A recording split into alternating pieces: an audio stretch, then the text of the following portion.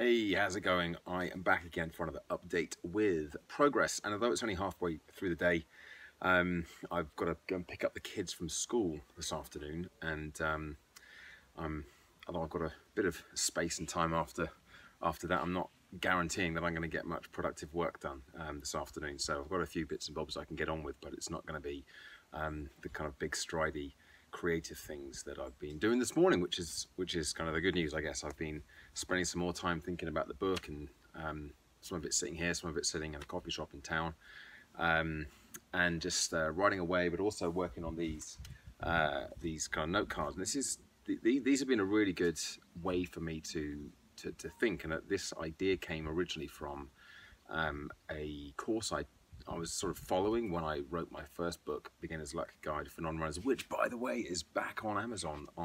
They're promoting it again. They've done this 2 or 3 times. Bit of an aside there. They've done this a few times over the last few years, and they just decided to do another promo. So they dropped the price right down to 99p, but then they smash it out there on their daily emails. They really promote it. They push it. They put it in recommended reads. And as a consequence, obviously sales go right up, only 99p, but it does mean that a lot more people are exposed to the book, are exposed to me, they see me, they come into my ecosystem, and I get the opportunity to have more of an impact on their lives. So that's I love it when Amazon do one of these promos, and that's just started yesterday. So when I was writing that book a few years ago, 4 years ago or so, I came across this system through this course I was following, and basically you just jot down some of the key questions that people have about the topic that you're writing about. That was actually a lot easier to do it with running, because I kind of had an idea as to what those questions were, and I just asked. Now this is slightly more complicated with the I know what to do, but I just don't do it book subject, but it still has a lot of merit, a lot of mileage, and that's what I've been doing. I've been sort of changing things around a little bit in response to some of the answers that I had to the questions I asked in my little online survey the last couple of days. But I just want to kind of run through quickly what I've been doing and how this part of the process works with writing a book.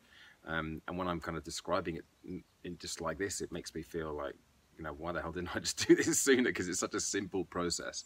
But it really does come down to kind of getting the planning, the framework before writing a load of content. I've actually skipped forwards a little bit and done a bit of content writing as well.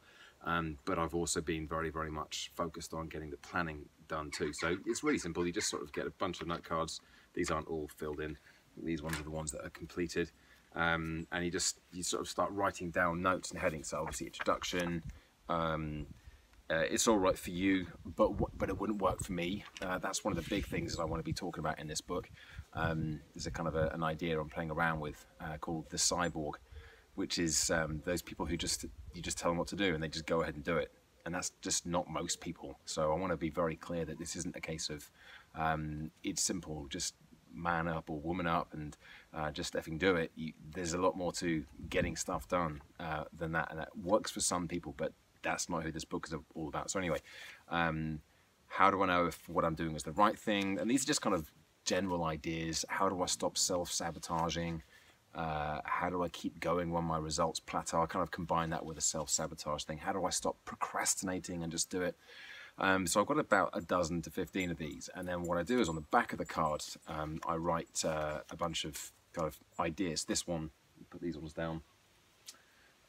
This one is on the back of the procrastination card, so I'll just have a few ideas, which is this one.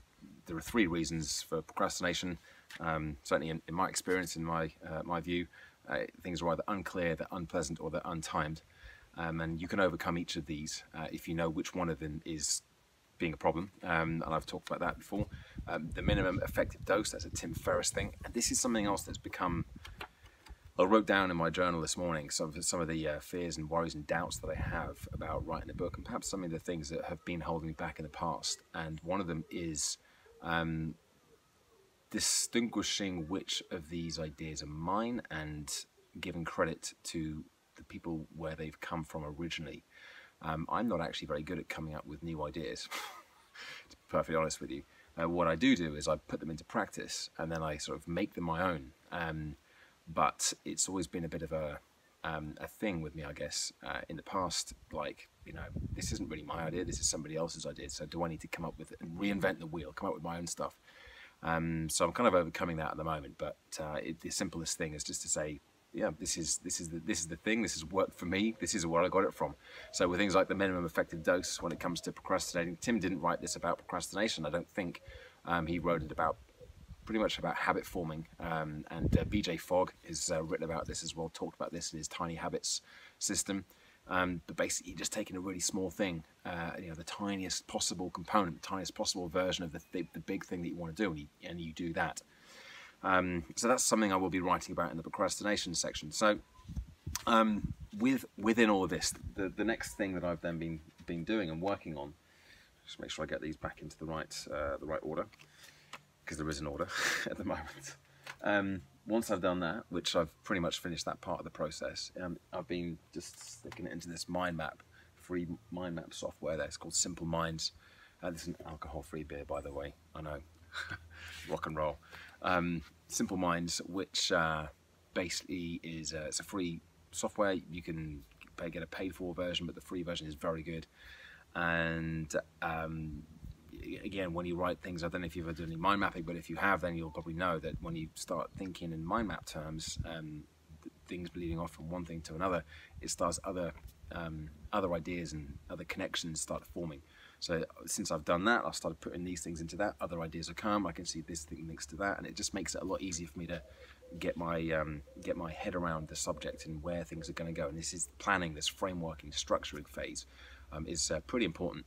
I remember this with beginner's luck. As soon as I'd done that, it was a really simple case of actually doing the writing, because I just had 10 chapters, 10 subheadings for each chapter, and I wrote 200-300 words on each subheading, and there's the book. But it took me a good bit of time, few weeks actually, to get the planning done in the first place. So it was Abraham Lincoln who said, if I had a day to chop a tree down, I'd spend the first 23 hours sharpening the saw. I'd probably just completely mangle that quote, but the point is, planning and preparation is pretty important when you're writing a book. Anyway, so that's what I've been working on, and as always, it's been getting ideas flowing in my mind. It's been about the speaking and how all this can tie into talks and presentations and so on, and workshops are bigger talks than just keynotes. So it's all kind of very connected. It's a thing that I'm working on and fully immersed in at the moment. Got to make sure I don't take my eye off everything else as well. And I do have a tendency and a track record of doing this. I get really focused, really excited about doing something, and I get very, very sort of mono-focused on that, and I forget about all the other things. So I've got to make sure that I don't allow that to happen. And doing these videos obviously is a great help with that. So that's been my my focus for today. It's coming up to time for me to leave to go and get the kids, and then you probably can't see, there's a hose pump going down the garden at the moment, filling up a new swimming pool for them, paddling pool. So I'll be hopefully trying to sit and quietly in the shade and do some more work, non-critical work this afternoon when they're jumping around and making a noise in there. So that's why I figured I'd do a check-in now, so I don't have to try to rush it later on. Anyway, that's me for now. Subscribe, like the video, leave a comment if you like, and I will be back again tomorrow with another daily update. Bye for now.